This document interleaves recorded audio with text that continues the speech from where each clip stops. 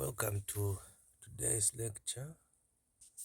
Today we'll be looking at hydrology, specifically precipitation.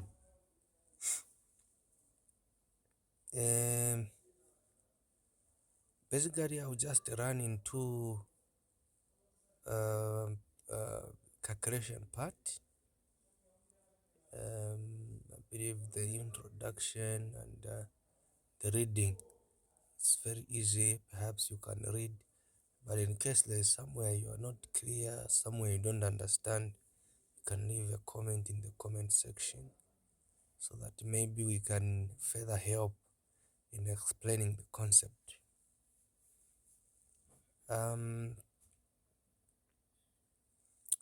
Now,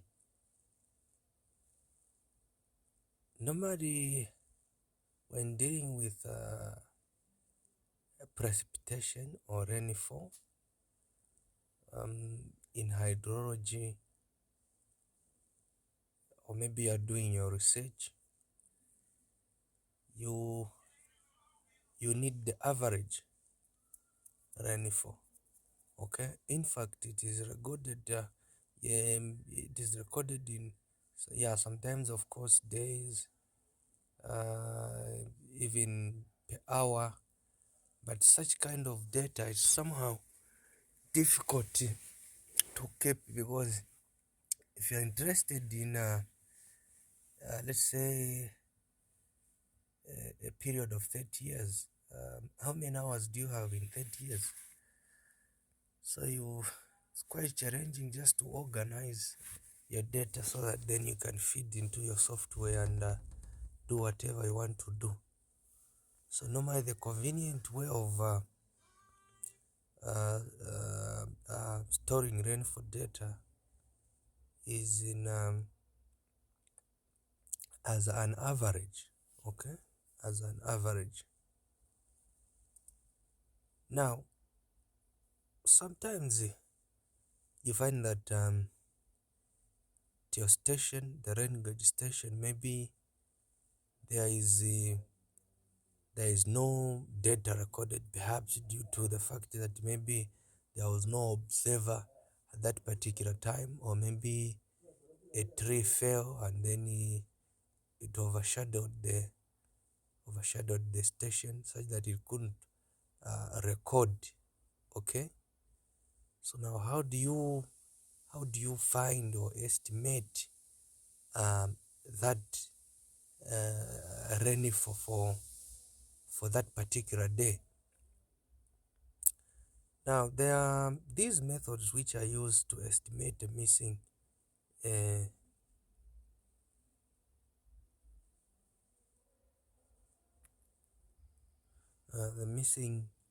data. Now before we go to that missing, how you can estimate the missing rainfall data, let's look at how rainfall is actually weighted, or it is actually stored. How do you find the averages? Okay, how do you find the averages? So let's say you have a catchment and you want to know the average amount of rainfall depth in that your catchment area, where you have a lot of different rain gauge stations. Let's say Murunguchi catchment, which is a very big catchment. You may place a different rain gauge in different locations. So you want to find generally on average how much amount of water you receive in that particular catchment. Okay, so there are these about 3 methods which you can use to find the average depth of rain for that particular catchment receives. Okay, the first method is the arithmetic mean, which is a straightforward method, where if you have let's say 4 rain gauge stations, and each rain gauge has recorded amount of water or amount of rainfall received in a particular period of time, you can just sum up those and then you divide by the total number of rain gauge stations, which is 4. then the answer that you get is the average for that particular catchment area. Now this is more like he says, not really accurate, but it is very useful, but not that accurate. Okay. Then there is also another method that I guess arithmetic mean we don't have a problem because we've been doing this, I guess, since first year and even before tertiary level. Arithmetic mean just adding, summing up all the variables you divide by the total number of variables. That is what it simply means here. Okay, so you simply, this is a summation of all the amount of rainfall recorded, then you divide it by the number of rain gauge stations. Okay, now the second method is thiessen method. Thiessen method is not complicated. It is easy but also more accurate than the arithmetic mean. So how do you calculate the average using this method? Okay, we'll simplify this formula so that you understand. Let's go back a bit on so let's say you have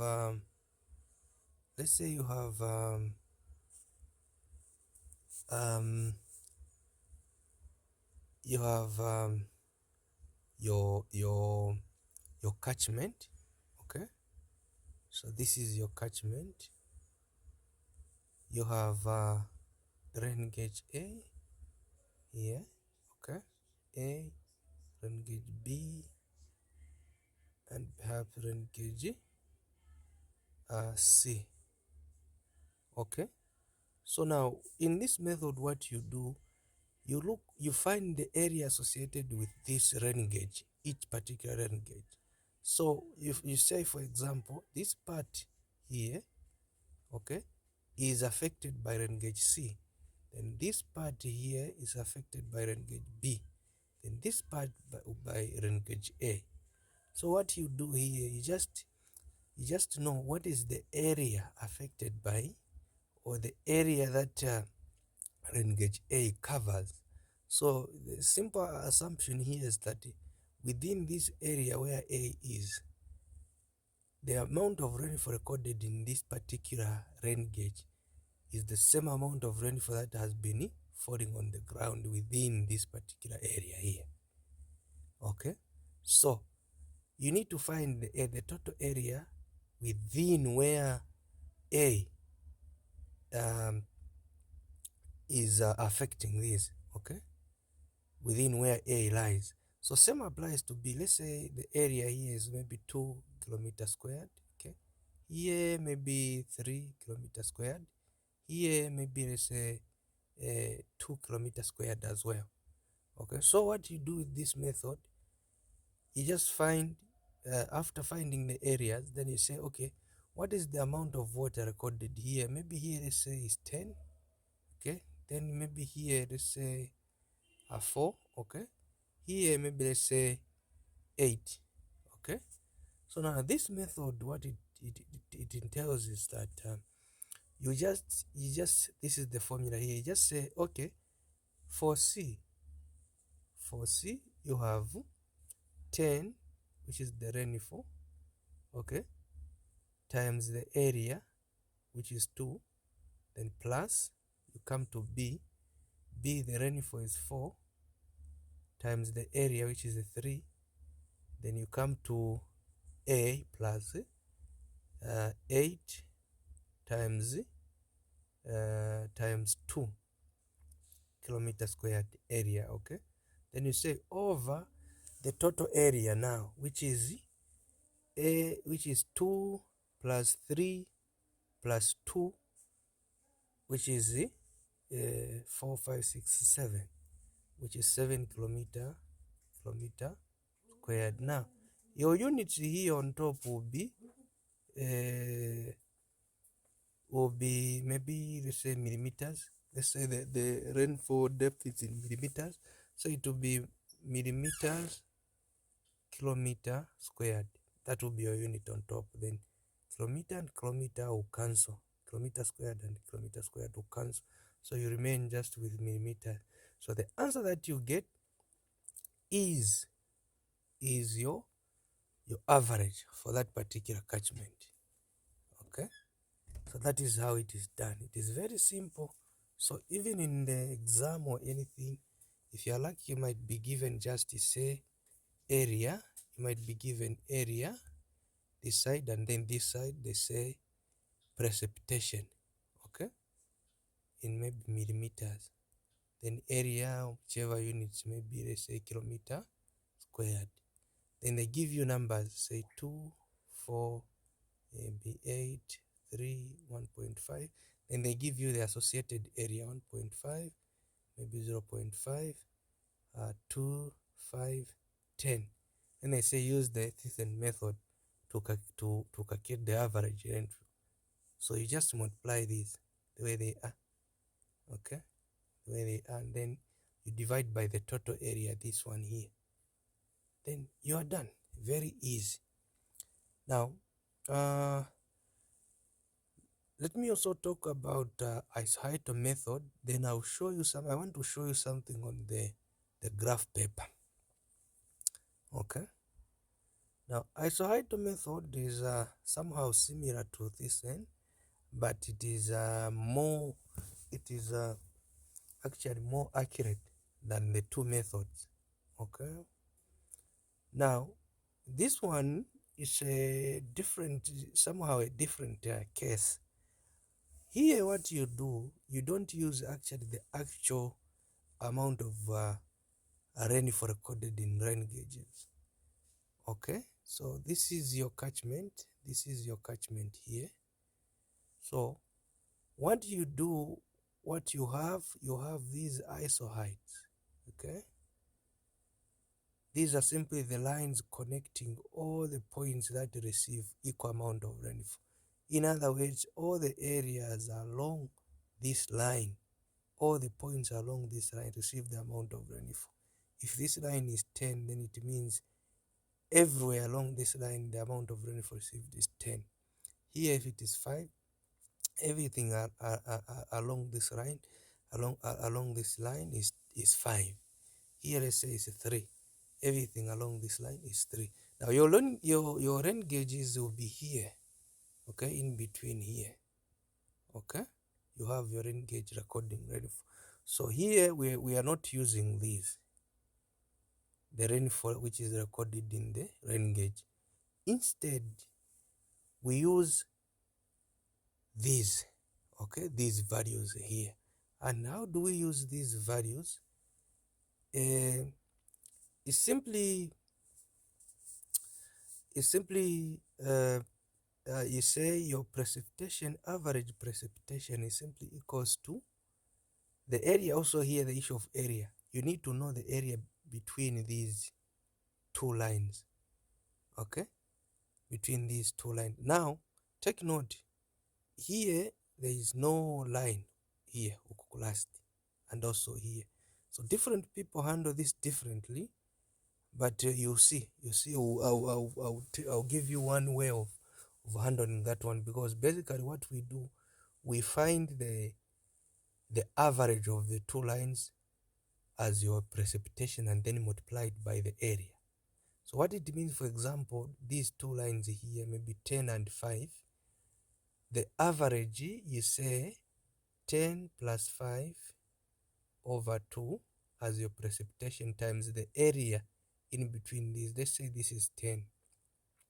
So 10 plus 5, that's 15, divided by 2, that's 7.5. So your rainfall is 7.5 times 10, which is 75. Then plus, you come to the next part. Okay, this here in between. So again, you add 5 plus 3. Okay, 6, 7, 8. Is it 5, 6, 7, 8? Divided by 2, you have 4. So 4 times this area here in between. Okay, you put here 4 times this area here. Then here now on these edges, you can, this is 10, maybe you can put 9.5. you multiply by this area here. Some people even put just direct 10. You multiply 10 times this area here. Also here 3 times this area here. So you have 3 times the area plus 10 times the area, then over the total area, which is area 1, area 2, area 3, area 4, similar to this. Okay, so you put that one and then you punch your figures on your calculator, then you find it. So that's the only difference. Here we don't use the rainfall in the rain gauges, but we use the amount of rainfall, or the rainfall recorded along this line here. Okay, now I want to show you something. Like in the exercise that you're given, you'll be given numbers. They have already put numbers there, so those are your recorded rainfall. And then they want you to use all the methods. Of course, arithmetic mean will be very easy. Now let's start with thiessen. Now thiessen, how you do it? This is your catchment here. Okay, this is your catchment here. Okay, let's come as a round thing. This is your catchment here. Now you have, let's say, rain gauge A here. Then why putting it here? I want it there. Okay, let me see if I can. Okay, so you have A here. Then you have B here. Okay, and then you have maybe C here. Okay, so let me say A. That we, it keeps on. Okay, now what you do is you join with a cardot. Now this, you draw this on your graph paper. Now we should also know that this whole thing can be done using GIS. Okay, where you can delineate, and then GIS will give you the areas. Then you can go ahead and compute. So, but for the purpose of learning and knowing how it is done manually, you draw on your piece of graph paper. Then you bring your karura, and then you draw to my dotted lines. Okay, dotted lines like this. This thing, let me just disable it. So you draw to my dotted lines like this, connecting these then gauges. Okay, you draw this like this. Then you bring, you know how to bisect. You remember those, when bisecting those to my lines, you do like this, and then you join here. You're going to bisect these lines here.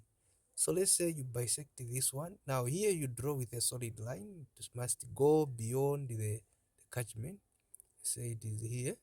Okay, then also here when you bisect, it is here.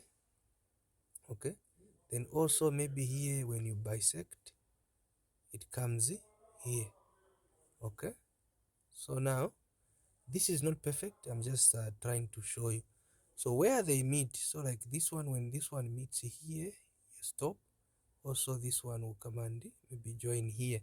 Now what it means is that this whole area here is associated with rain gauge B.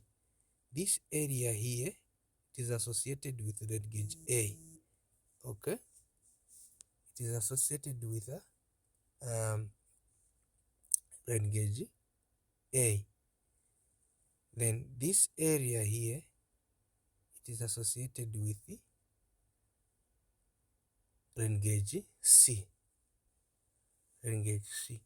So then after that, now you come, you say, okay, after this is, after you have delineated, after you have weighted the area, then now you just count this number of boxes here. Okay, doesn't matter the units, because area units will cancel, so don't worry about units. If you want, you can just put units. So you come and count these number of boxes here: 1, 2, 3, 4, 4, 5, 6, until maybe 200 here. Maybe let's say you find 200. Then here maybe you find 150. Here you find maybe 100. Okay, this is your area. Then what you're going to do is the rainfall that is recorded in these three. So you just come and say, okay, part B, maybe there is 9 times 150 plus, this is 150, plus here maybe is 7 times 200 times 100, plus here maybe is 11 times 200, and over 150 plus 200 plus 100. You punch your calculator, you've waited. That is how it is done. Then for similarly, for isohyetal method, on the exercise that you are given, what I can advise is when you draw on your graph paper for thiessen, you know, see, there is, I've forgotten how we used to call it. You put another graph paper down, you trace where you were drawing the first catchment, so that then you go and write it so that you have exactly the same size of the catchment on the on another graph paper. Then you draw those lines, okay, the way they are. You draw those lines, the iso height, you draw them, okay. You put those numbers here, and then you count also the number of boxes as your area here, and also as your area here, as your area here, as your area here. Then you do as we explained. Then you would have waited. Okay. So that is how these methods are done. So yeah, this is what I was just trying to explain. So as long as you have the same size here, you're going to have good so now it depends. You doesn't really mean that the whole class should have the same size, but you have the same answers, different sizes. So you draw, as long as this catchment, you draw it on the for thiessen method, you draw exactly the same. For isohyetal method, you realize that even the answers that you get will be closer to each other, including the arithmetic mean. Okay, then you know that you have done something. Okay, so you let me know if you want us to do an example on this one, so that then we can go ahead and calculate. But for now, I just wanted to give you an introduction of this one. Okay, now analysis of rainfall. This is another important thing. Okay, more especially even when you're doing research, because you need to check the validity of the rainfall data that you have. Okay, and in fact, not even for research, or if you want to use rainfall data for any purpose in hydrology, you need to check this. Now there is continuity and consistency. So continuity is simply if there is no break in the records. Okay, so in most cases you realize that it is not always, the data is not always there. Find that maybe for a particular day there was no recorded rainfall data due to the reasons which we mentioned when we started. We said maybe there was no observer, or maybe a tree overshadowed the rain gauge and then didn't record. So how do you correct that error? So that is continuity. Okay, that is continuity. So I think I'll end on continuity. Consistency, we'll do it in another lecture, because then we need to double mask curve, we need to draw, is another whole thing. So for now, I think we'll end on continuity. Now continuity, maybe I do another. Okay, let me just continue. So for continuity, you have two methods that you can correct that error. Number one is the session average method, This method is simply more like arithmetic mean. Okay, so you have let's say 3 or 4 rain gauge A. You have rain gauge A, B, C, and D. Then D, there is no amount of rainfall recorded for that particular period, but these three have recorded. Okay, so what you are going to do for for you to find D, just say D is equals to the amount of rainfall received by A plus the amount of rainfall received at station B plus the amount of rainfall received at station C over these three. There are three. Don't put 4. You put 3 with the rainfall, with the recorded rainfall. So if A recorded 5, B recorded 6, and then C recorded 8, then over 3, then that is your answer. So the answer that you get is 4 for station D. Now, when is this valid? It is only valid if and only if normal precipitation at the different stations are within 10% of the normal annual precipitation at station X. And this is a very important thing that you should understand, because then it guides you how and when to use which formula. Okay, so let me see if there is an example.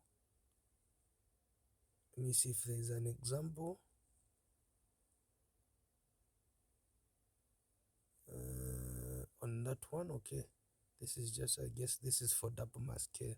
Now, okay, so this is how it is. So you have annual normal precipitation, which is let me say n. You can say let's represent it in n. Okay, then you have the actual precipitation, then you have the station here. Let's say this is station A, station B, station C, station D, where there is no rainfall. Okay, then the normal, maybe this is 90, 80, 50, and then here you don't okay, you have here, maybe let's say this is maybe 70. Okay, 70. Then here you have 8, 7, 5, and here you don't know. Okay, you don't know the precipitation, it wasn't recorded. Now, you can only use arithmetic mean if these are within the range of 10% of the normal precipitation at D, station D, which you don't know the precipitation. Now, what does that mean? So you come here and say, okay, 70 times 10 over 100. Okay, so what is that? That is 7. So 7, you say, okay, 7. Then you add this 7 and subtract this 7 from 70. So your upper boundary will be 77, 7 plus 7. Then your lower boundary will be 63. So if these are within this range, then you can use arithmetic mean method, this one here. So your lowest number should be 63. Your lowest number is 50. Your highest number should be 77. Your highest number is 90. So this is not within this range. Therefore, you can't use arithmetic mean. That is what it means. So I'll repeat. 70, the normal precipitation, the normal annual precipitation at D. At D, you find the 10% of that, and then you add and subtract to come up with a range. Then the normal precipitations of these 4 must be within that range you have calculated. Then you can use this station average method, which is simply the arithmetic mean. If it is not, then you use the normal ratio method where we are going. So always when you find a question asking you to correct a missing rainfall, you need to check the 10% rule. If it is within the range, then you use arithmetic mean. If not within the range, then you use the normal ratio method, which is this one. Now, how do you use the normal ratio method and when? You can use the normal rainfall, the normal ratio method if the normal precipitation at any of the M station vary by more than 10% from the normal annual precipitation at station C. Okay, so now after you have checked, then you find that okay, they are not within the range, then you use the normal. Now, how do you use the normal method, normal ratio method? So now the same example that we gave, N, and then you have precipitation. Okay, so at station A, station B, C, and D. So you have normal 90, 80, 50, 70, then you have 8, 5, maybe 10, and then you don't know here, X. So after you've checked, you find that this is not within the range, then how do you find the missing rainfall at D? Okay, so here basically you just say, okay, precipitation at D is simply equals to what is the normal ratio for what is the normal annual rainfall for D is 70. So this is what it simply means. This is the rainfall for at that particular missing point. Now this one, because this one becomes the a common, okay, let me just I'll explain that one. So 70 then times at point A, which is the normal the precipitation at point A, which is 80 here, and then over the total annual rainfall of 90, okay, then plus 70 again at D times the precipitation at B, which is 5, over the normal at B, which is 80, okay, plus again 70 at D, plus no, times the rainfall at C, we are at C now, which is 10, over the normal for C, which is 50. Now if you noticed this, you have 70, 70, 70 everywhere. Therefore the formula is simplified to precipitation at D is simply 70 over, in fact, sorry, so it's supposed to be, you multiply this here times 3, because there are 3 times 3, so it will be 70 over 3 stations, which have got the recorded amount of rainfall. Then open brackets, you start now putting these values, 80 over 90, so this one over this one, this one over this one, this one over this one, okay, then you are adding summation of that, and then when you punch on your calculator, the answer that you get is the missing rainfall value here. So that is basically how you do it. It was just an introduction. If you want us to do practical examples, to solve practical examples, please leave a comment in the comment section, and then we'll find an example and then we'll solve. Okay, or if you have an example, you can either send me on WhatsApp or email or anything, then so that we come and make a video, we make a lecture where we are solving that particular and specific example.